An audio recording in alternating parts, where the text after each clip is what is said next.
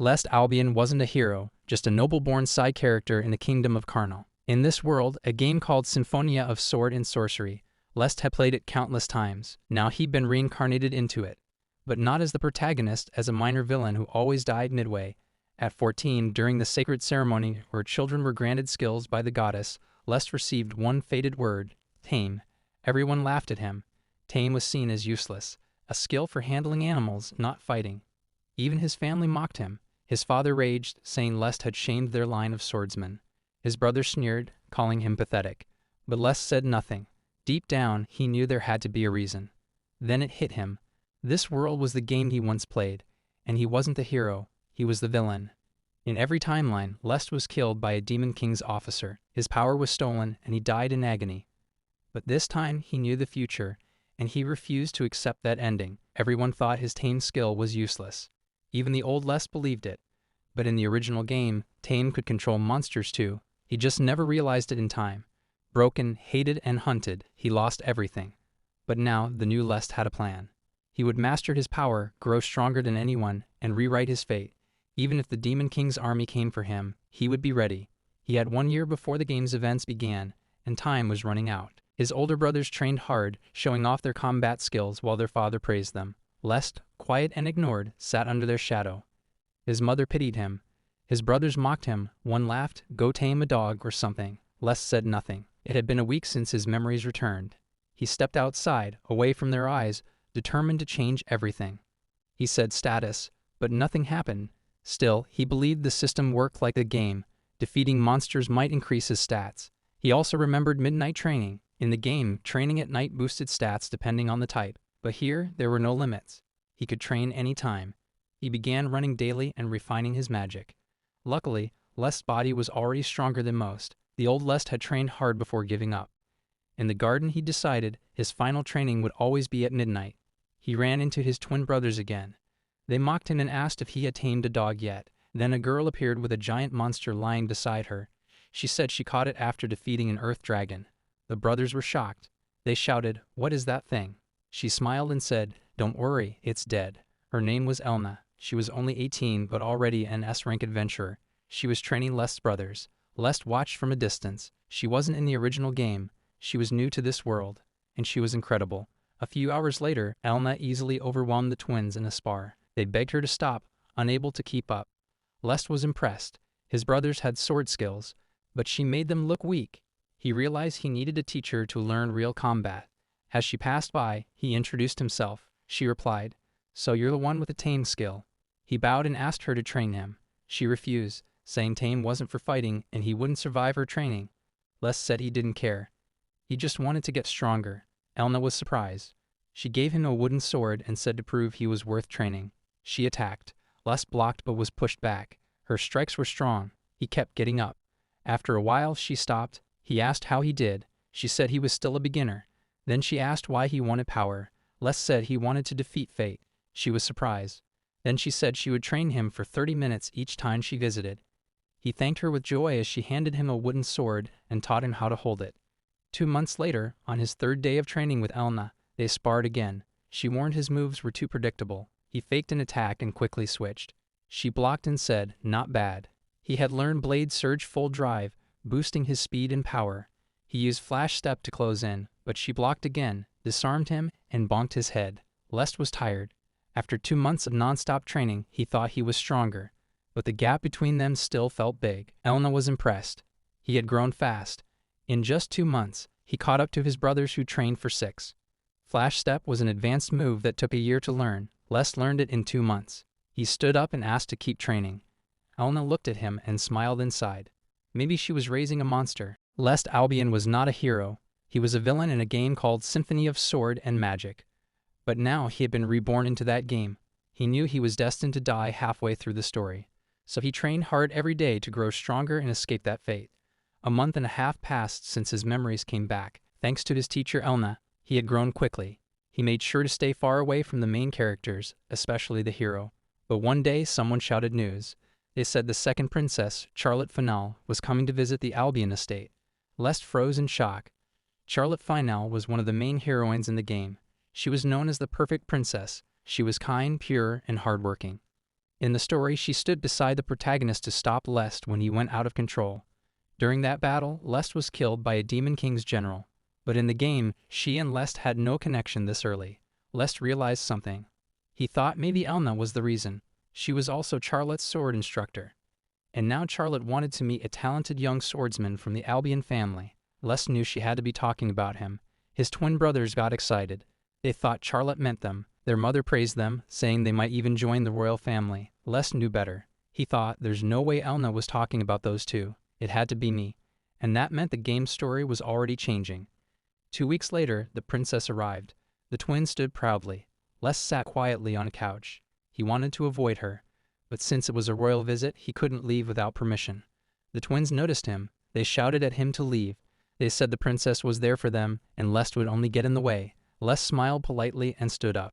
He bowed and said, "Understood." Then he left. Outside, he walked alone and thought maybe it was a good time to test his strength. He remembered that his tame skill only worked on monsters he defeated himself. But the nearby Arse Forest, where monsters lived, was off limits until academy enrollment. He sighed and decided to wait. Meanwhile, Princess Charlotte entered the estate. She was beautiful and calm. Everyone bowed and welcomed her. The twins whispered to each other that she looked like a star. They talked about her amazing skill, Holy Sword Princess, a rare and powerful ability. Marcus invited her to watch a sparring match. She agreed. The twins led her to the training ground and started fighting. Charlotte watched quietly. Her maid asked what she thought. Charlotte said the boys were decent, but not surprising. She wasn't impressed. The twins panicked. They said maybe they could fight real monsters to show off. They told Charlotte they would take her to the Arse Forest. Charlotte was surprised. She asked if it was safe. They lied and said the forest was like their backyard. They promised to protect her. In truth, they had never been there before. Charlotte agreed to go. She trusted them. Inside the forest, it was dark and scary.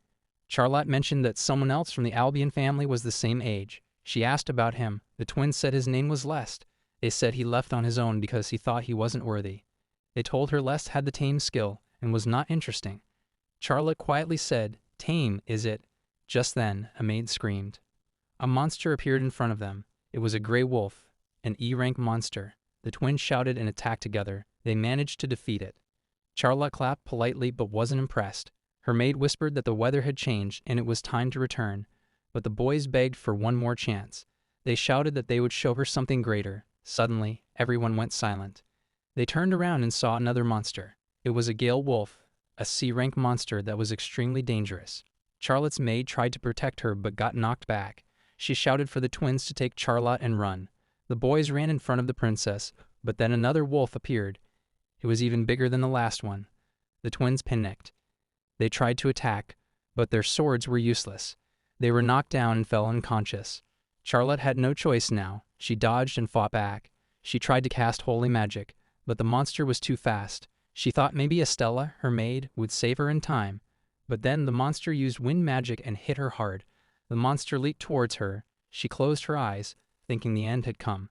But then, with a loud thud, something kicked the monster away. A boy stood in front of her. It was Lest. Charlotte gasped and said, "You're Lest." Lest looked ahead and said quietly, "Just a passing ordinary person." A few minutes earlier, Lest saw Charlotte, Estella, and the twins walking into the forest. He blinked and thought, were they really heading into the Arse Forest? He panicked and ran after them. He knew the forest was forbidden for a reason. The monsters inside were dangerous. Most were weak, but not all. If something happened to Charlotte, the entire Albion family could be punished. Lest said to himself, just to be safe, I'll follow them. Soon he heard fighting and saw the Gale wolf attacking Charlotte. He rushed in and kicked the monster away. After saving her, Lest thought his gut feeling was right. That was way too close. Charlotte looked up at him and asked who he was. Lest froze. He hadn't planned to meet her yet. He quickly said, "Just an ordinary passerby." He thought, "Come on, brain, give me something better than that." He didn't want Charlotte to know who he really was. Charlotte didn't believe it. She said someone ordinary wouldn't be out here. Lest ignored her words. He said they could talk later. First, he had to handle the beast. Charlotte nodded. Lest stared at the Gale wolf. It was a C-rank monster that could control wind magic. He knew it was dangerous. Even with his current strength, the chances of beating it were low, maybe 40% at best. But he had one big advantage. He had knowledge from the game. He thought, I'll manage somehow. He rushed at the wolf. The Gale wolf was fast. It used wind to slash and blow everything around it. But Lest dodged smoothly. The wolf used many tricky attacks, but Lest avoided them all. He watched the wolf's moves closely. He already knew its patterns from the game. Charlotte watched in awe. She thought, how is he doing that? Even though he didn't look stronger than her, he kept landing blow after blow. She couldn't even touch that monster. She wondered who this boy really was. Just then, someone called her name. It was Elna. She had finally arrived. Charlotte stood up quickly. She said she was okay. Elna said she had worried a bit. She thought Charlotte might have grown lazy after gaining the title Holy Sword Princess. But Charlotte smiled and said she couldn't afford to fall behind. There were others with great skill too. Elna agreed. But she reminded Charlotte that not all rivals had amazing skills. Some people, even with weak skills, trained hard and gained power on their own. Charlotte remembered Elna had said something like that before. Elna nodded. She said there was a boy, same age as Charlotte, from the Albion family. Elna said he was very interesting. Charlotte thought, this was the first time Lady Elna sounded excited talking about someone. Elna smiled. She told Charlotte that the boy might be good motivation for her. She should go meet him sometime. As Charlotte watched Lest fight the Gale Wolf, everything made sense. She said softly, someone from the Albion family, a boy my age. She finally realized the truth. That boy was Lest Albion. He had a useless skill called Tame, yet he fought like a genius. He didn't follow any rule or limit. He was strong because of effort and talent. He was the one Elna had been talking about all along. Back in the fight, Lest was moving fast. He hit the wolf again and again, then he stopped and whispered, out of magic power already? He scolded himself for using too much too fast, but he saw an opening. He thought, now's my chance to finish it. But suddenly, the wolf ignored him and charged at Charlotte. She froze in shock. Lest shouted that he wouldn't let it happen. He used Flash Step, a fast move that blurred him through the air. In an instant, the wolf was slammed to the ground. It didn't move anymore. Lest stood still, breathing hard. He had won. Charlotte looked at him and said, you really did it. Lest nodded and smiled. But inside, he thought, it's still too early to celebrate. Because for someone like me with a Tame skill, this was only the beginning of the real challenge. A few moments after the fight ended, Charlotte looked at Lest and asked if he was all right. Lest smiled and nodded. She said it was all thanks to him. Lest was surprised when she called him by his name. He asked how she knew. She explained that her wooden sword looked like his and Lady Elna had told her his name. She revealed she was the second princess of the Final Kingdom. She said she and Lest had trained under the same sword master. She was truly thankful he had protected her and said his bravery and swordsmanship had touched her heart. Lest tried to downplay it. He said he just did what anyone else would have done. But inside, he thought this wasn't something worth risking his life over. Still, Charlotte thanked him again politely. Lest quickly said he needed to check on the Gale Wolf. Before going, he asked Charlotte to look after his brothers. She promised to take care of them. Lest walked over to the Gale Wolf and looked into its eyes. He hoped the wolf would accept him. Suddenly, a message appeared before him. The Gale Wolf had taken an interest in him. He was now given a chance to tame it. Lest placed his hand near the wolf's mouth and said he wanted it to become the first magical beast he ever tamed. The wolf accepted. The taming was successful. As a reward, a part of the wolf's power was transferred to Lest. He gained the skill of wind magic, and he unlocked a new place called the Interdimensional Sanctuary. Lest could feel new magic flowing inside him. He felt excited. In this world, taming didn't just allow him to control monsters. It gave him their powers too. Most monsters had better physical strength. Some had unique skills. Gale Wolf had wind magic, and now Lest had it too. He knew that in the game, the old Lest had also gained this power, but he misused it and lost everything. This Lest was different. He had trained hard, learned from a sword master, and became stronger through effort. He would not waste this chance. Lest knew the more monsters he tamed, the more power he would get. That's why he wanted to tame even more. He said he would become the strongest in the world. Then he looked at the Gale Wolf and thought the name Gale Wolf was too long to say every time, so he decided to call him just Gale. The wolf smiled. Lest laughed and said the name was now set. But to be safe, he decided to keep Gale hidden for now. He used his new skill, opened the interdimensional sanctuary, and asked Gale to stay inside. Gale walked into the space, and the door closed behind him. Just then, Charlotte's maid Ashley came running. She asked Charlotte if she was safe. Charlotte smiled and said she was fine. Ashley was shocked to hear they had faced a Gale Wolf. She asked who had protected her. Charlotte pointed to Lest and said he was the one. Ashley turned to Lest, surprised. She asked if he had really defeated the Gale Wolf. She mumbled that even a high-ranking C-class fighter took a long time to bring one down. Yet Lest had done it alone and fast. Lest noticed her thoughts were coming out loud. Ashley then added that she had heard Lest only had the taming skill. Charlotte spoke firmly. She said she had seen everything with her own eyes and there was no mistake. Ashley looked at Lest again and called him Sir Lest. She said she was deeply thankful for his help and wanted to properly thank him later. Then she paused and asked if she had already told him her name because he had called her Ashley earlier. Lest got nervous, but Charlotte quickly said he probably heard her mention the name earlier. Ashley believed it and thanked him again. Lest breathed a sigh of relief. He thought to himself that he needed to be more careful when meeting characters from the game world. It was too risky if they found out he knew things he shouldn't. Then he turned to everyone and said they should leave the forest. Ashley picked up one of Lest's brothers. Charlotte helped the other. Ashley asked if Charlotte could walk. Charlotte said yes, and together, the whole group started walking out of the dark forest. When Lest, his brothers, Charlotte, and the maid reached the house, the servants ran out in panic. They were shocked to see the young masters hurt. They said they had been missing since training. No one knew where they went. Lest asked the servants to treat Charlotte's wounds and his brothers too. The servants rushed to bring medicine, towels, and water. Charlotte told Lest to look after his brothers first. She said she was okay. Just then, the Marquis came in. He was their father. He saw the twins injured and Lest unharmed. He looked at Lest and asked if he had done something to them. Lest said he hadn't. The Marquis was angry and confused. He asked why only Lest was not hurt. Charlotte stepped in and said Lest had saved her life. The Marquis was shocked to hear that. Charlotte's maid explained what happened. She said the twins had taken them to a forest. They said they explored it often. But in the forest, they were attacked by 2 C-rank Gale wolves. The Marquis was surprised. He said he would never allow children to go into such a dangerous place.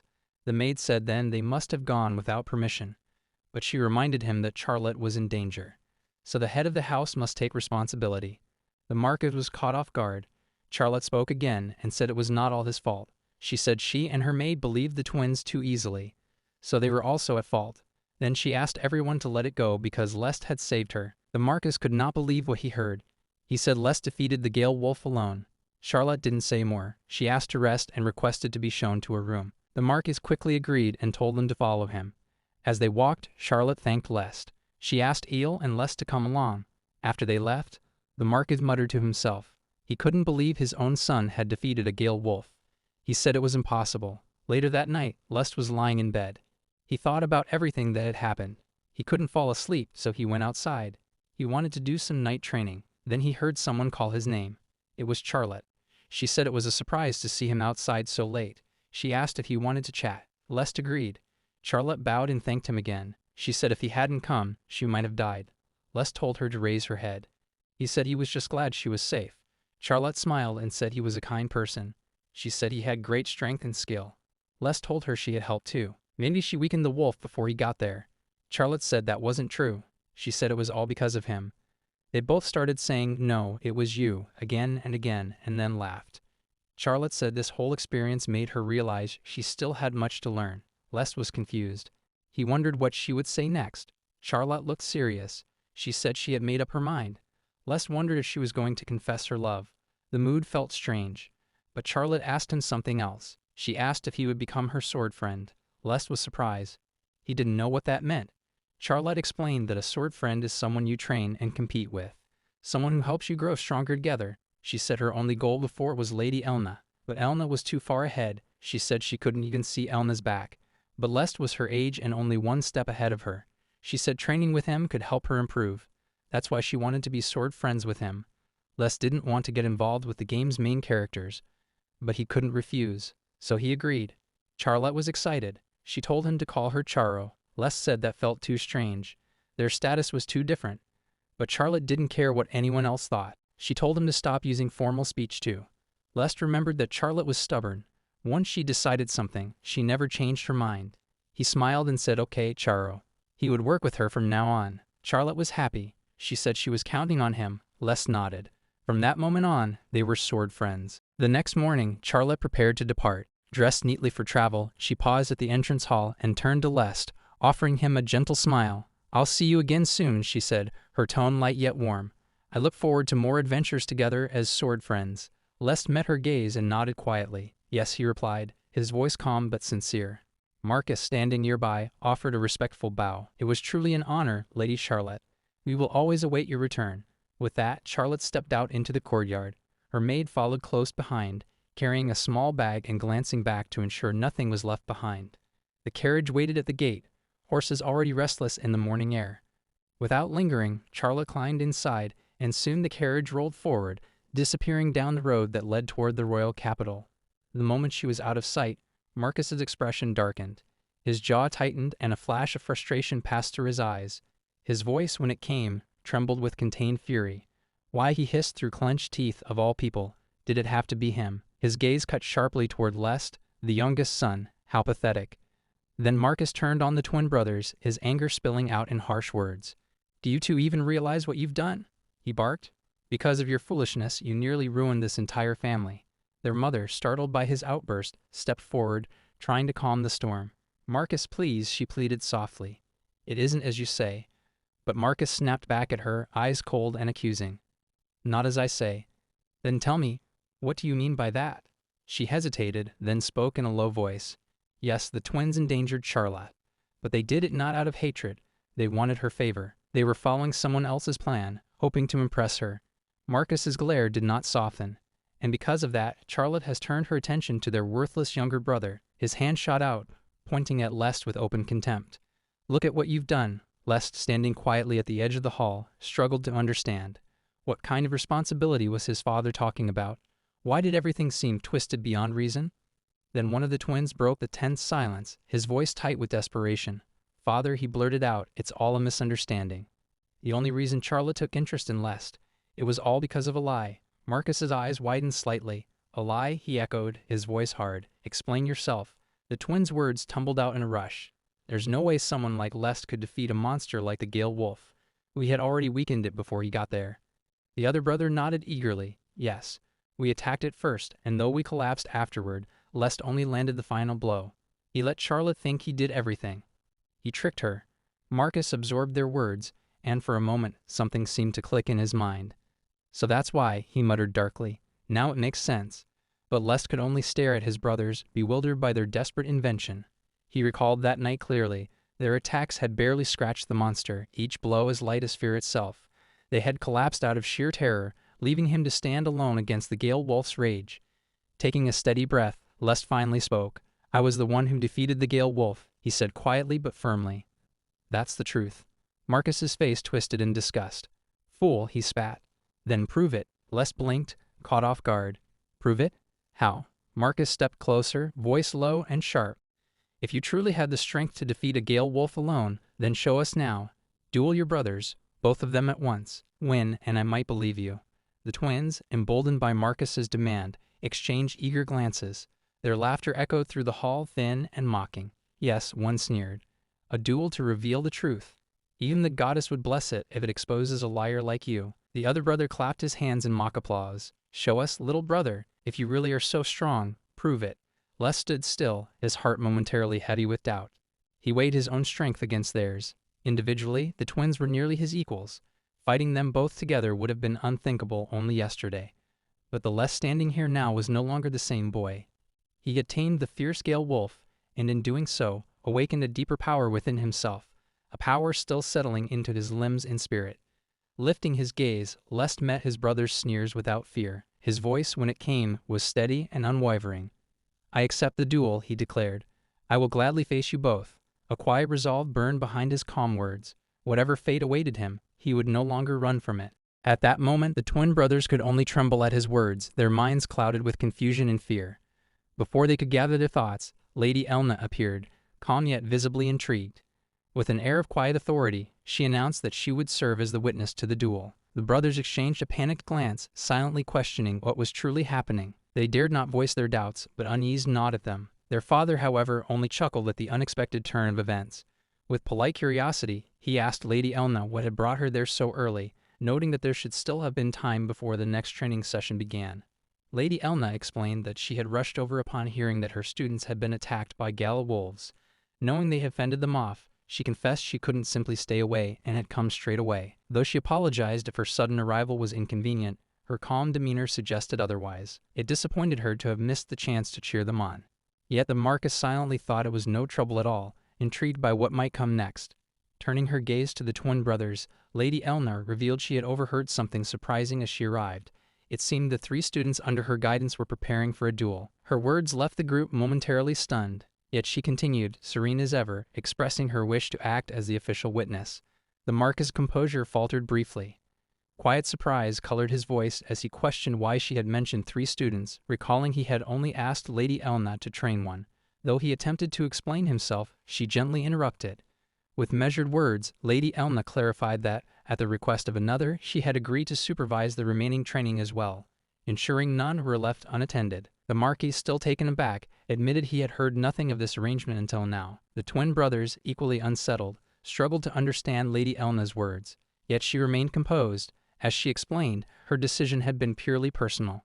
The time she had spent training him was far less than what the others had received. Still, she confessed privately, she doubted any of the others could hope to surpass him, no matter how long they trained. Her gaze rested firmly on the Lest, silently questioning where his confidence had come from. As his teacher, she felt it her duty to see for herself. Meeting her stare, the Lest's eyes were steady and unflinching. Amused by the rising tension, the Marquis let out a quiet laugh and welcomed Lady Elna's presence, saying it would be an honor to have her witness the duel. Inwardly, the Lest reflected on her words. Just a month earlier, he wouldn't have stood a chance against both of his brothers together. Things had changed since then, though even he wondered just how far his new strength could carry him. A brief memory stirred in his mind. Lady Elna had silently observed every struggle and small triumph along his path. She had come to understand better than anyone that he wasn't the type to boast without reason. As the memory faded, Lady Elna spoke again, her tone calm yet firm. She urged him to prove the truth of his progress, to show it now before them all. Without hesitation, he answered with quiet resolve. He promised her that he would. The twin brothers exchanged uneasy glances. Doubts clouded their thoughts. Could the rumors truly be true? Was he really Lady Elna's disciple? The possibility unsettled them far more than they wished to admit. Meanwhile, the Lest picked up his chosen weapon, a simple wooden sword, gifted by his master and those who had supported him. In contrast, the twins armed themselves with bold, well-forged weapons built for real combat. Despite their advantage in numbers and steel, they seemed determined to lean on it fully. The Marquis reminded everyone that it had been they who insisted on proving themselves. All he had done was recreate the conditions described in the report of how the Lest had repelled the gala wolves. The Lest spoke calmly, assuring there was no problem, and that he would prove himself. Inwardly, he acknowledged that beyond training, taming monsters had strengthened his body, and wind magic had become a reliable tool. A faint smile crossed his face. He knew that wind magic wasn't his only trump card. Without warning, the twin brothers lunged forward, eager to strike first. Observing the rising tension, Lady Elna signaled the start of the duel, her voice steady and composed. The match had officially begun. The first brother moved swiftly, closing the distance and striking hard against the Lest's wooden blade. The Lest met the blow calmly, assessing the situation. Even alone, he felt capable of holding his ground. The first brother's speed was real, but not overwhelming. A relentless flurry of strikes followed as the first brother tried to force an opening. The Lest held firm, parrying each attack with quiet precision, refusing to yield an inch. Then the second brother charged forward, shouting that he would finish it in a single strike. His blade came down with full force. At the crucial moment, the Lest raised his wooden sword and blocked the blow, his expression unchanged. A faint, confident smile formed as he whispered to himself that it was time. Drawing on his strength, he infused the blade with sword magic, meeting the attack head-on. The second brother recoiled, stunned. Words slipped out in disbelief. How could a wooden sword withstand such power? The Lest let out a quiet laugh. Calmly, he explained the truth. What they had witnessed was magic infusion. By channeling mana into the smallest gaps within an object, its strength could be raised far beyond its natural form. With a teasing note in his voice, he added that for those who swung swords without thought, such technique might seem impossible. Anger burned in the brother's eyes, and one snapped back at him, voice shaking with frustration. Yet the Lest stayed composed. Magic infusion, he reflected, wasn't unique to this moment. It existed even within the world's knowledge. Mastery demanded both a large reserve of magic power and precise control, something most lacked. He had trained each day to refine this control. Taming the Gala Wolf had further boosted his magic reserves, enough to finally wield this skill in real combat. Looking at the first brother, he revealed he had also gained yet another skill. The brother rejected his words as nonsense, and fueled by anger, launched a new series of strikes. The Lest met each blow with calm resolve. Breath ragged, the first brother finally stepped back, sweat dripping from his face, unable to hide his shock. Inside, frustration twisted at him. How could the Lest, with nothing but a wooden sword, possess such power? The Lest stood ready, a quiet confidence in his eyes. At last it was his turn to move. Meanwhile, the Lest launched another swift attack toward the twin brothers, a faint, confident smile appearing on his face as he pressed forward. His strikes came sharply and without hesitation, each blow forcing the first twin brother to stagger backward in retreat. The first brother, struggling to regain his balance, silently urged himself not to lose focus and not to look away from the fight. Yet in the next instant, the Lest read his movement with ease, sidestepped the incoming strike, and delivered a precise counterattack. Inwardly, the Lest noted how his opponent's stance had become sloppy, quietly thinking to himself that the brother's guard was wide open. A faint smile lingered on the Lest's face as he silently wondered what was wrong with his opponent, reminding himself that this was only the beginning. Without pausing, he unleashed a rapid series of strikes that left the first brother struggling to react. Overwhelmed by the relentless assault, the brother couldn't even find a moment to defend himself properly. From the sidelines, the Marquis watched in growing shock, unable to comprehend what he was seeing. Questions raced through his mind, wondering how someone like the Lest, who until recently had only trained in the basics, could now move with such speed and precision. Nearby, the brother's father shared that same disbelief, anxiety tightening in his chest as he quietly feared for his sons. Inwardly, he hoped this was all just some sort of mistake. At the edge of the field, the master observed quietly, her expression calm, but her thoughts racing beneath the surface. She reflected on the Lest's growth. Until now, it had already been nothing short of extraordinary, yet his improvement over the past month defied every rule of common sense she knew. Inwardly, she admitted to herself that there was something hidden within him, something even she could not fully see or define. She recognized that overwhelming power, not just raw talent, but a skill capable of overturning a commoner's lifelong effort in a single instant. And silently, she concluded that unless the others could overcome what the Lest had now become, they would never advance beyond this point. In that moment, the Lest quietly reviewed the duel's victory conditions in his mind, either forcing the opponents to fall, striking them hard enough to knock them out, or making them surrender. Among these, the first option seemed the most straightforward. Yet he reasoned coldly, even if he managed to finish the fight with a single decisive blow, they might still find a way to protest afterward, clinging to flimsy excuses, just as they had done when he repelled the glaive wolf. Resolute, he concluded that there was only one real path forward, to show, beyond any doubt, which of them truly stood above the other. The Lest watched closely as both twin brothers suddenly shifted their attack patterns. Inwardly, he recognized what this meant. Their fear had given way to resolve. Without hiding their intent, the twins shouted at him, vowing not to be underestimated and declaring that they, too, had kept hidden techniques in reserve. They had merely been holding back until now, they insisted, but once unleashed, they believed those secret moves would end the fight instantly against someone like him. Observing them carefully, the Lest recognized what was coming. He thought to himself that this must be a specialized skill each brother had honed, tailored perfectly to suit their own weapons. Though his own move, Flash Strike, offered an almost certain counterattack, at its core, it was still only a basic technique. He noticed one brother readying a dagger while the other raised his sword, both prepared to overwhelm him together. Yet rather than panic, he simply drew in a steady breath and took a calm step forward, bracing himself for what would come next. The Lest steadied his breath and shifted into a precise stance, determination sharpening his gaze. Gathering his focus, he poured magic into his blade until it hummed with raw energy. A full surge of wind magic enveloped the wooden sword, its edge vibrating at an ultra-high speed, a technique designed to replicate the ultimate cutting force. He silently recalled the name of this skill, Mato. With a single brutal movement, he unleashed it. The wooden blade cleaved through the air, striking both brothers' swords at once. In an instant, the steel weapons shattered cleanly into two, as if sliced by something far sharper than mere wood. Both twin brothers stood frozen in utter shock, staring at the broken remains of their blades. Beads of sweat rolled down the Lest's face, yet his focus never wavered. Across the field, their father and mother watched in stunned disbelief. Marcus, his expression shaken, muttered under his breath, unable to comprehend what he had just witnessed. It seemed impossible, cutting through solid steel with nothing more than a wooden sword. Both brothers trembled uncontrollably at the sight of the Lest's overwhelming power. Fear rooted them to the spot, and a heartbeat later, they collapsed to the ground, their eyes fixed on him in horror. Calmly, the Lest tilted his head and asked, his voice cold yet steady, if they still wished for him to continue. The question alone sent another wave of dread through them, and they shook their heads frantically, stammering out a desperate refusal, their bodies trembling with fear. Off to the side, their master watched, quiet pride shining in her eyes as she witnessed just how far her disciple had come. Meanwhile, Marquis and his wife stood frozen, their faces a picture of shock. Neither had imagined the boy could display such strength and control. Finally, the Lest lowered his sword slightly, his words coming out awkward and edged with a trace of sadness. Almost formally, he declared the result. The winner of the duel was himself. Meanwhile, the master stepped forward, her eyes gleaming with quiet approval. With a calm voice, she praised the Lest, remarking that his victory in the duel had been truly remarkable. Yet even as she acknowledged his strength, the air around them shifted. The twins' mother, overwhelmed by the humiliation of seeing her own sons defeated by a concubine's child, staggered and collapsed into unconsciousness, her pride shattered beyond repair. And Marcus, too, gazed at his sons with a cold, thinly veiled disgust.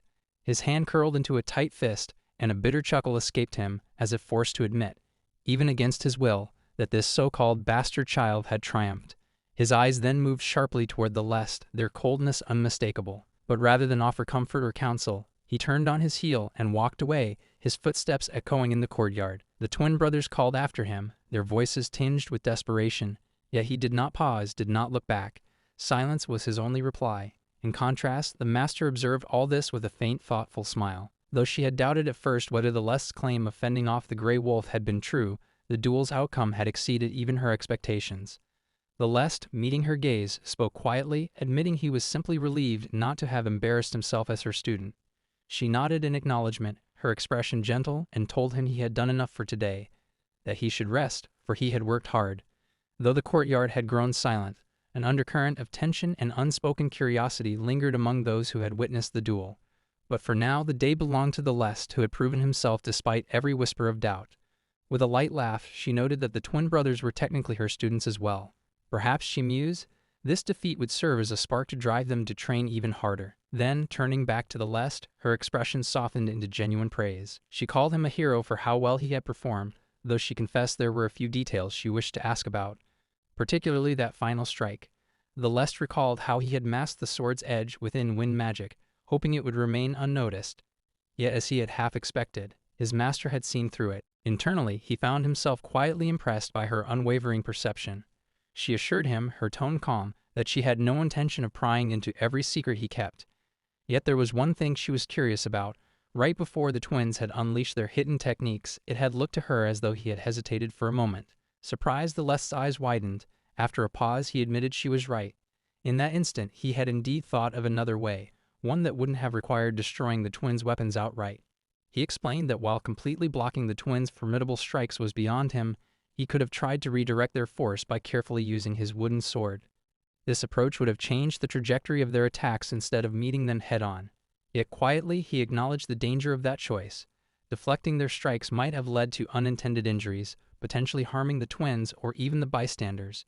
Worse, if victory came from redirecting rather than confronting them directly, the twins might have refused to recognize it as genuine skill, dismissing it as mere luck.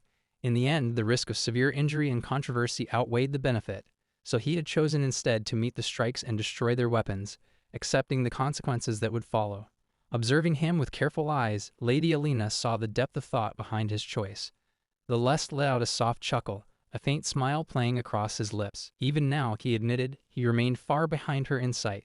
Master and student exchanged a quiet, unspoken respect. She teased lightly that it was only natural for her to see through him. After all, she was his master. Then, with a gentle laugh, she reached out and ruffled his hair until it stuck up wildly, making him look like a mischievous jester. Unable to help herself, she laughed again at the sight. Later that evening, in the quiet of his room, the Lest reflected on all that had happened. Feeling a surge of gratitude, he decided to express it properly, to the mysterious being who had supported him from beyond this world. He summoned his dimensional pet, the creature emerging eagerly from its hidden space. It pressed close against him, warm and comforting, as if it too shared in his relief and triumph. He gently scolded it not to get too excited, but the creature paid no heed, licking his face until his annoyance melted away into soft laughter. Unable to stay upset, he hugged it tightly, whispering a sincere thank you for always being there. Victory in the duel was satisfying, yet he knew this was only the beginning. What mattered now was the future. His wind magic had carried him this time, but he couldn't always rely on the same tricks. A floating window appeared before his eyes, a reminder that his current team slot limit had been reached. To continue advancing, he'd need to find a way to expand it. He remembered how, in his previous life, he had tamed 5 formidable monsters. Yet by neglecting his own strength, he had left himself vulnerable. When the monsters fell in battle, he had been defenseless, unable to turn the tide. This time, he resolved, things would be different. He would train himself alongside strengthening his pet. Only by doing both could he hope to survive and protect what mattered. Reflecting on his current companion, he noted how its power, though officially ranked C, had risen close to that of a B-rank monster. It was a reassuring thought. Lying back, he concluded that with this strength, he could handle most threats. Yet even so, his heart burned with an urge to venture into the nearby forest, to hunt, to fight, to grow stronger. But he knew he couldn't, not under the Marcus' watchful gaze.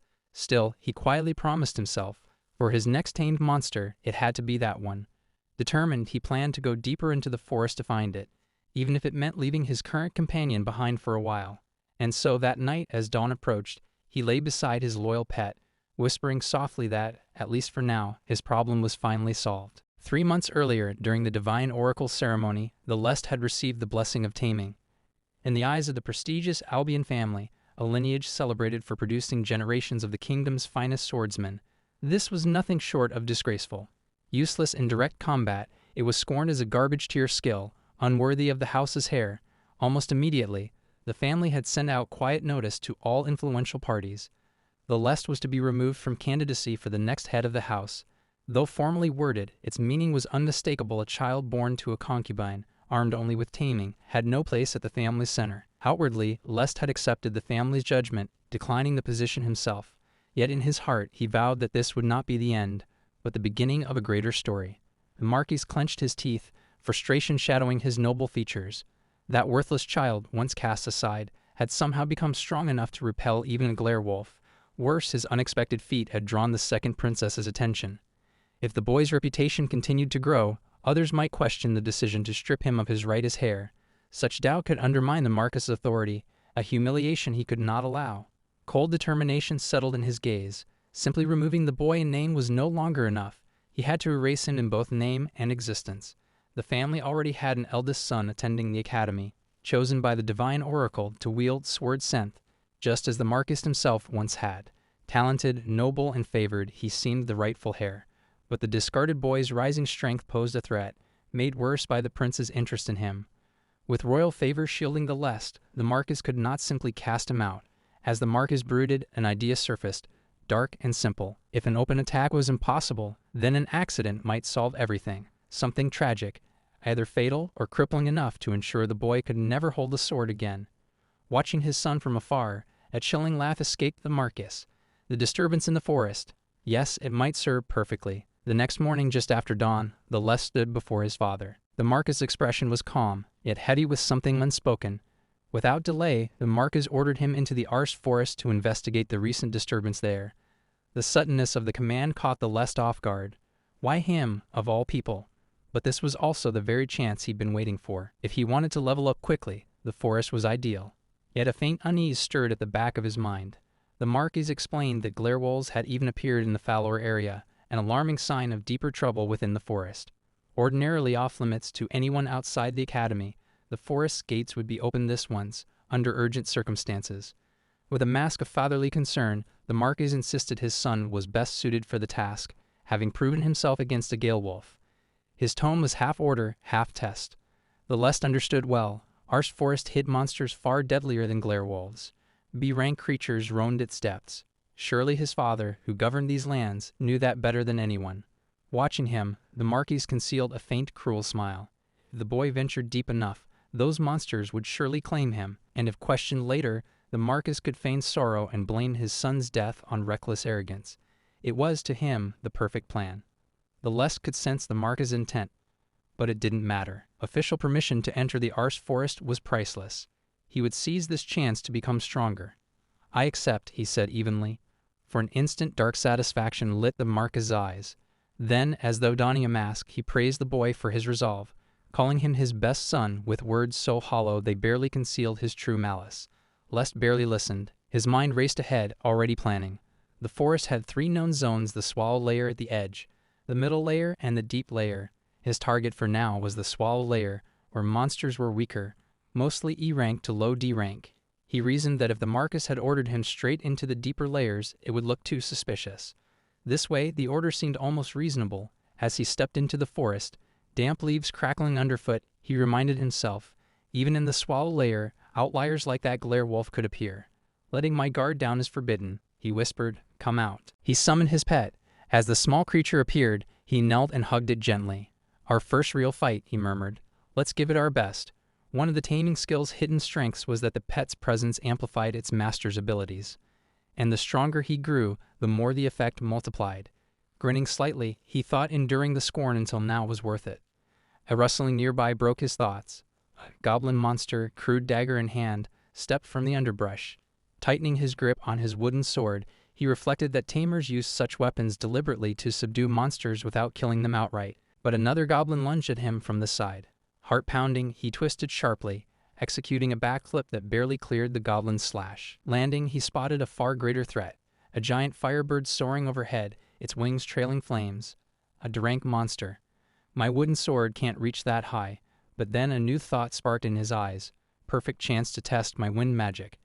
Channeling the wind's force to his fingertips, he unleashed it in a slicing blast. The wind blade struck the firebird, cutting it down. As the creature crashed into the undergrowth, warmth flooded his limbs. So this is leveling up. He clenched his fist, relishing the sensation. When he tamed the Glarewolf, no experience came, only delivering the finishing blow counted. A quiet satisfaction settled in his chest. Step by step, I'll keep growing stronger. He picked up his pet, cradling it gently. In return, he thanked it with a soft whisper. Thanks to the pet's support, his level rose steadily, almost surprisingly fast. At last he sent the creature back into dimensional space, a faint smile curving his lips. I'll keep getting stronger like this, without stopping. A week had passed since the start of the investigation of the Forest of Alst. At times, powerful stray creatures like the one Geralt had faced would appear, but day after day, Lest and Geralt defeated them together. Those monsters were no match for them now. Over that week, Lest had leveled up quite a bit. Yet the monsters in the shallow layers no longer provided enough experience to make real progress. He realized that if he wanted to grow stronger, he would eventually need to challenge the middle layers and beyond. Although Gad had not yet given permission to advance, Lest wondered if he should take the risk and go there anyway. He then remembered his father's words from earlier. Starting tomorrow, Lest would be surveying deeper areas. Perhaps Gad had grown impatient watching him handle the shallow layers so easily. It seemed like perfect timing, as Gad himself had now given the order to move forward. The thought of facing stronger monsters didn't discourage Lest. Rather, it stirred something within him. Gad's words were clear. This was happening because he had high expectations for Lest. Accepting that weight, Lest felt ready. The next morning came, and finally, they could enter the middle layers openly. In the shallow layers, monsters had typically ranged from lower E rank to mid-D rank, creatures that were challenging at first, but had grown far too predictable. The middle layers, however, promised much greater danger, with even high C rank monsters appearing. Yet even these foes failed to slow their steady progress. Together, Lest and Geralt overcame every obstacle. And as days turned into another week, Lest felt his strength growing. It was during this second week, without warning, that a true test appeared before them. A mid-B rank monster. Even in the game, such a monster had proven troublesome. In that moment, Lest's resolve sharpened. He called Geralt to his side, ready to face this challenge together. The monster had a high-power special attack, but Lest knew its timing well enough to evade it. Rather than simply waiting to defend, he chose to meet it head-on and intercept its charge. Until now, he had only tested his skill against lesser creatures. This time, he would see if it truly worked against a real threat. Lest moved swiftly, reading the monster's rhythm and striking at the critical moment.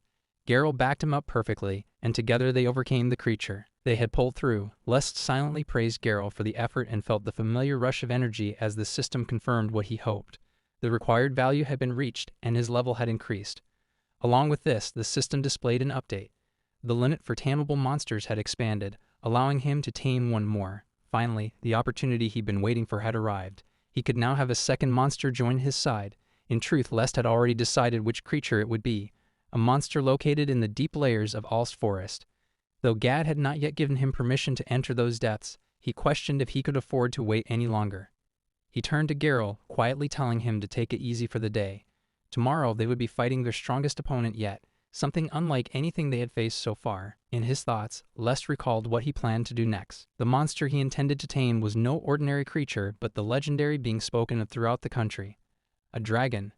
Passed down in local stories as a symbol of fear and power, it was the greatest challenge he could imagine. The path to reach that dragon lay deeper within the forest than any place they had explored so far. Even thinking about it brought a mixture of determination and uncertainty. Lest understood that crossing into those deep layers without Gad's approval might bring consequences. Yet the chance to tame a dragon was too great to ignore. After weeks spent fighting weaker monsters, Lest had grown used to victory. But the dragon represented something else entirely, a test of both skill and courage, something worthy of the effort he had invested since the beginning of the investigation. It was no longer about routine battles or steady leveling, it was about proving what he could truly achieve. The middle layers had offered him experience and strength, yet they were only a step on the path he meant to walk. Now, as he prepared to face the dragon, Les felt the weight of his father's expectations and his own ambition come together. Tomorrow promised danger, but also possibility. The thought of standing before the legendary creature filled Les with anticipation rather than fear. Even if it would be the strongest opponent they had encountered so far, he believed this was what he had been waiting for all along. That night, while Garrow rested, Les planned his next move carefully. His resolve was clear. Despite the risk, he would descend into the deep layers and challenge the dragon. In his heart, he knew that taming it could change everything. At dawn, they would enter the deepest part of the Forest of Alst, seeking the dragon whose legend had endured for generations. And so, with the determination that had carried him this far, Les prepared to face the greatest test of his strength yet. The next day arrived, but Les still hadn't received permission to enter the deeper layers of the labyrinth.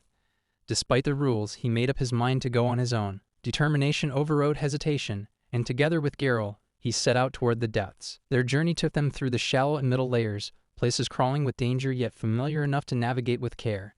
As they advanced, B-rank monsters appeared to block their path, each encounter testing their strength and resolve. Les and Garrow fought side by side, cutting down the threats with measured force. They didn't linger, pushing ever forward until at last they stood before their true destination. Before them lay that place, hidden deep within the labyrinth where few dared to tread. And there, just as Les had been told, it waited. The black dragon. Even from a distance, its presence radiated a crushing pressure that weighed heavily on them both. The dragon was still young, a juvenile, merely a few years old, but its raw power felt overwhelming. Despite its age, its aura hinted at untamed strength, and Les realized the truth of what he'd heard. The black dragon was incomplete. In the game, this dragon had appeared in a single event, yet even then it had stood as a terrifying force. What now lay before them was only about a tenth the size of its peak form. Once fully grown, it would surpass 100 meters in length, its power multiplying many times over, becoming something beyond what most could comprehend. In the original story, the black dragon had been enslaved by one of the demon lord's officers, who had forced it into a rampage. It had laid waste to the royal capital, destroying half of it in a single night. The protagonist party had tried to stop it but failed, defeated by its sheer might. Les remembered his first time playing through that part of the game. He had truly believed the entire kingdom would be reduced to ash. Yet the story had not ended in mindless destruction. Breaking free from the demon lord's control, the dragon had turned its immense power to healing instead of ruin. In its final moments, the black dragon had restored the people and towns it had harmed, using what remained of its strength to mend what it had once shattered. Then, as its life ebbed away, it had spoken. The dragon revealed that a distant ancestor had once served as the kingdom's guardian deity, a divine dragon, revered as a hero who had defended the people from monsters and demons alike. Even after generations, the dragon retained that will. It had never wanted its power to be used for destruction. With quiet dignity, it had offered its final words, then passed away peacefully. Among players, the forced loss of that event wasn't popular. Many disliked it, seeing it as unfair or frustrating. But to Les, that moment had left a lasting impression. The black dragon had only appeared in that single tragic story beat, yet somehow, Les had grown deeply attached to it. When he realized he had been reborn into this world as Les, his first thought had been simple yet unshakable. He would tame this dragon and make it an ally. Part of him knew it would be a powerful companion, capable of turning the tide in battles to come. But more than that, he simply didn't want the dragon to meet the same sad fate it had suffered in the original tale. For 4 months since his reincarnation, Les had carried that resolve quietly within him. And now finally he stood face to face with the very creature he had vowed to save. Yet there was a catch. To tame a dragon, especially one this powerful, he would first have to defeat it. Only then could his taming skill truly take hold. It was the way of this world, a trial of strength and spirit, a test of worthiness. Dragons here were beings of immense magical power, rulers of mana itself. They could turn raw magic into countless phenomena, shaping it at will. Age barely limited them. Even a juvenile like this one could absorb magic rapidly and grow stronger at alarming speed. In the game, the Demon Lord's officer had poured vast amounts of mana into this dragon, pushing it beyond normal limits until it reached Super S rank status. But here and now, without that interference, it should be at most an upper B rank creature. For Les and Garrow, that meant victory was possible, difficult but not beyond reach if they worked together. Les' thoughts returned to his goal. His desire to tame the black dragon wasn't just about power. It was about rewriting its tragic destiny. He wanted to offer it a different path, to change a story that had felt unchangeable in the game. The idea of fighting side by side with the dragon rather than seeing it fall in sorrow had driven him to this moment. Standing before the creature, Lest accepted what had to be done. The black dragon would have to fight them first before it could stand beside them. There was no other way. Pressure radiated from the dragon, almost enough to make the air itself feel heady. Yet even so, Lest did not waver. Geralt was beside him, equally determined. They knew what awaited them would be dangerous, but neither hesitated. Together, they stepped forward to face the black dragon, ready to test their strength, their resolve, and the bonds they hoped to forge. In that hidden place deep within the labyrinth, a battle for the dragon's future, and perhaps the kingdom's as well, was about to begin. Lest urged Geralt to move with him, focusing on the task ahead. His first goal was clear in his mind: bring the hulking black dragon down to the ground. The creature was massive and dangerous, but he had already prepared himself for what would come. The dragon answered his intent with raw force. With just a single flap of its enormous wings, it generated a gust so strong that it sent Lest hurtling backward through the air. But something like this didn't catch him by surprise. This kind of destructive force was what he had anticipated from the start. Before him stood a creature formed from a mass of pure mana, its body built solely for destruction. Yet as powerful as it seemed, Lest reminded himself that raw power alone meant nothing if it failed to strike its target. The dragon likely believed Lest would be unable to act in mid-air, left vulnerable and off balance. But the moment Lest had decided to fight, he had already planned for an aerial battle. There would be no hesitation. His body responded to the plan he had crafted in advance, moving in harmony with the flow of battle. Harnessing a new technique, Lest combined physical enhancement with mana infusion. His muscles tightened with fresh strength, and mana coursed through him, reinforcing every movement. He surged forward, body fueled by magical power and determination. Against the backdrop of swirling mana and dragon wings, Lest closed the distance once more. His strike landed, managing to force the dragon downward, shaking the air with impact. But as he watched closely, the truth became clear. That creature was as tough as he had feared. Even though he brought it down, it had barely suffered real damage. The black dragon truly lived up to its name as the king of magic power, a being whose natural armor defied even the strongest assaults. Geralt rushed to support him, leaping in with a follow-up attack. Her claws slashed forward, aimed at the dragon's massive form. She unleashed a bark charged with force, hoping to pierce the scales that had resisted Lest's strike. But her attack, too, failed to cut through the dragon's hide. Even Geralt's claws, strong enough to tear through lesser foes, found no weakness here. Lest felt the crushing weight of the dragon's presence. It wasn't only its sheer size, but also the ancient power radiating from it, an aura that pressed down on everything around them. This was the overwhelming power of a dragon born from mana itself, destined to grow stronger with every breath. Yet deep within, Lest confronted his own resolve. He asked silently if this was all the dragon had. He wondered if the dragon thought so little of them, or if it truly believed nothing could touch it. But he refused to step back. This fight wasn't over, and Lest had never expected an easy victory. What had come so far was just the beginning. He knew that the real battle had yet to unfold. His earlier move had been nothing more than an opening strike, meant to test the dragon's defenses and force it to the ground. The real fight, his true strategy, was only now about to start. In that moment, standing with Geralt beside him and facing the enormous creature ahead, Lest's determination solidified. They faced the strongest of foes, a creature tied to the kingdom's tragic history, and destined to bring destruction if left unchecked. But Lest wasn't here simply to defeat the dragon. His heart carried another goal, one forged long before, when he first learned of the dragon's fate. He remembered what he knew of this beast from the game's story, how, still just a few years old and incomplete, it was forced into chaos by a demon lord's officer. How it grew to a monstrous size, surpassing 100 meters in length and overwhelming the kingdom's defenders.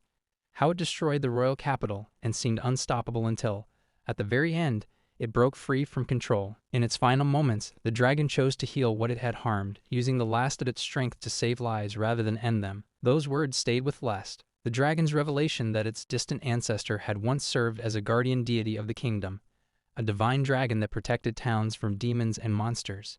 Even in the game, where the dragon was doomed to die in a force loss event, it refused to be a mindless force of destruction. That story had left a mark on Lest long before he ever dreamed of living in this world.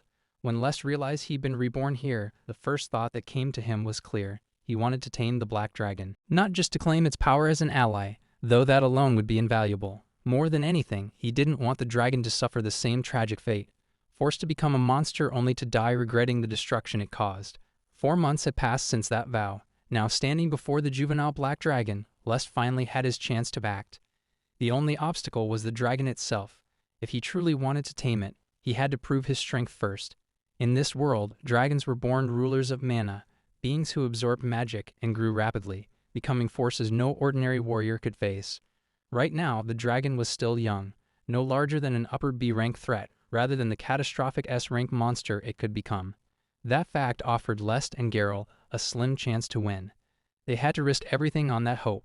With resolve clear in his heart, Lest faced the dragon once more. The overwhelming pressure was crushing. But he wouldn't retreat. The fight wasn't over yet. The real battle had only just begun. After being shot down once, the black dragon chose not to fly again. Instead, it poured all its strength into fighting on the ground. Even the slightest lapse in focus would mean instant defeat. Yet in the heat of the clash, Lest felt something unexpected, a sharp exhilaration rising within him. Back in the game, he had only faced this dragon when it was controlled by demons. That was the only way they had ever fought. But now, standing on the battlefield, he finally faced it head-on, fair and square. He refused to waste this chance. His blood surged at the thrill of challenging a worthy opponent. The wooden sword felt heavier in his grasp, his fingers tightening around it by instinct. In that moment, he even realized he wanted more of this feeling. But deeper than the thrill, Lest's true wish surfaced. What he truly desired was to tame the black dragon and rescue it from its tragic fate. And for that to happen, they had to win, no matter what. Resolved, Lest urged Geralt forward. This was the critical moment they couldn't waste. For both him and Geralt, avoiding deadly blows wasn't impossible. Dodging every attack didn't prove as hard as it seemed. The black dragon's strikes, though fierce and heavy, left wide openings after each swing. Yet something gnawed at Lest's mind. Even if it was young, this was still the king of magic. At this pace, victory felt almost too easy. It felt deliberate, as though the dragon itself didn't want to strike them down. It seemed to hold back, making its intent almost obvious. Reflecting further, Lest noticed the pattern. Just like its earlier breath attack, the dragon had unleashed several powerful strikes that were hard to dodge. But those had come only a few times and seemed more like warnings. If his prediction was right, this revealed a hidden truth. His instinct screamed that now was the moment to face it with everything he had. His spirit, his will, and his strength. But even then, something deeper became clear. Lest realized that overpowering the black dragon wouldn't be enough to tame it.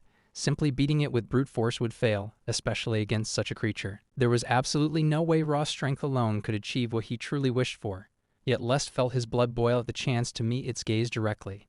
His grip on the sword tightened, his pulse racing with both fear and determination. He knew this fight was more than strength or speed. In his heart, Lest wanted to free the dragon from sorrow, not simply defeat it. To do that, they needed to endure, to understand it, and to answer its silent challenge. Even as the dragon's massive claws smashed into the ground, Lest and Geralt danced between them, never letting their focus waver. Each time the dragon struck, it created moments where its guard dropped, but the ease of dodging made Lest question everything. His instincts whispered the truth. This creature didn't truly wish to crush them. Its spirit wasn't driven by blind rage, but by something more complex: pain, hesitation, or maybe a silent plea to be stopped. Remembering its sorrowful fate, Lest felt his resolve deepen. Victory wasn't about overpowering, it was about reaching the dragon's spirit. And so, Lest prepared to fight not with hatred but with everything he had: strength, spirit, and unbroken will. He had known it all along. To tame something so powerful, brute force could never be enough, especially against the black dragon. And in that moment, as sweat dripped down his face and mana coursed through his veins, Lest accepted that truth fully. The battle was far from over, but Lest's resolve had never been clearer. Heat pressed against Lest like a living flame, making every breath feel heavier. His mind raced as he sensed an absurd amount of magic power swirling around him. Doubt gnawed at him. Was his prediction wrong after all? Would he be vaporized here, nothing but ash left behind? Yet as the blaze settled, Lest realized he remained unharmed.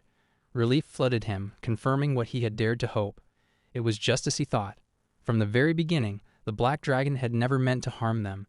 That strange sense Lest had felt earlier, the way its wild swings never truly threatened to strike, had been right. Only the dragon's breath attack seemed genuinely dangerous, but even that had planted a hypothesis in his mind. What if the breath was something he could survive? Now faced with the truth, Lest saw how the illusion had worked. Outwardly, the attack looked like a deadly breath cloaked in dense magic, but the inside was hollow. Such precise control demanded incredible magical skill, the kind only the king of magic, a dragon, could achieve. Yet the real question remained: Why would the Black Dragon go so far to spare them? At that moment, a system window opened before Lest's eyes. It revealed the Black Dragon's respect for Lest, not just for his strength and wisdom, but also for how he honored its pride and the ancient desire to protect people as its distant ancestors once did. The system declared the Black Dragon was now tameable and asked if he wished to tame it. A quiet understanding settled over Lest. He realized this had all been a test. In his heart, Lest recognized what the Black Dragon truly desired. It bore the memories of ancestors who once shielded this land, and it had no wish for its power to be turned against the innocent. That was why, from the start, it had held back. Because Lest saw this and treated its pride with respect, the Black Dragon opened its heart. Determined, Lest accepted the chance to tame it. He spoke words of promise, vowing that its pride would never be tarnished. From this moment on, the Black Dragon would no longer stand alone. It would fight alongside them. Then, suddenly, a surge of power rushed into Lest. Every sense sharpened, his strength expanded, and something deep inside awakened. So this, he realized, was what it meant to tame the King of Magic. Magic power poured into him like an endless tide, raw and powerful. Another system window flashed before him, announcing taming was successful. He had been granted part of the dragon's power. With it came the trait Dragon's Blessing, a gift that offered strong resistance to all status effects and gave him advanced magic control skills. Lest quietly acknowledged how powerful this truly was. A trait like Dragon's Blessing was no small reward, yet the system had more to show. It informed him that because this was his second successful tame, he had also learned the ability called miniaturization. Memories surfaced from the game he once played. Back then, the Black Dragon could wield countless magical arts, bending magical concepts themselves like a master. It even had concept interference skills, rare abilities that defied magic's usual limits. But those skills hadn't come to Lest now. He reasoned why. Unlike the fully grown dragon from the game, this Black Dragon was still young, not yet in possession of its greatest powers. But as it grew, Lest realized it could grant him even more strength. The thought alone was almost overwhelming. One detail still bothered him. He couldn't keep calling this companion Black Dragon forever. Just as he had once named Geralt, it felt right to give this dragon a proper name. The first name he considered felt too plain to him. It needed something with meaning. Then inspiration struck from another language. In French, the word for black was noir, simple yet strong. He offered the name, asking the dragon if it was acceptable. The dragon answered not with words, but with a resonant roar that shook the air. That single sound held acceptance and power. In that moment, Lest's thoughts drifted to Geralt. He knew it was thanks to Geralt's courage and strength beside him that he had earned the Black Dragon's respect. Quietly, Lest promised Geralt he would still count on him from this point on. Together, they would walk forward, strengthened by the bond they shared and the new companion who now stood beside them. He felt the weight of what had happened. Taming the King of Magic wasn't just about power. It was about trust, respect, and understanding. Lest knew brute strength alone could never have accomplished this. The Black Dragon chose to join them not out of fear, but because it saw someone willing to honor its ancient pride. Now, as Nor, the young Black Dragon stood ready to fight alongside Lest and Geralt. The path ahead would no doubt bring new trials, but Lest's spirit felt steadier than ever. Magic and strength had merged with a promise, binding human and dragon with an unspoken oath. Together, they had overcome a test greater than force. And in that shared respect, they found something stronger than raw power, a bond forged in trust, ready to face whatever lay beyond the horizon.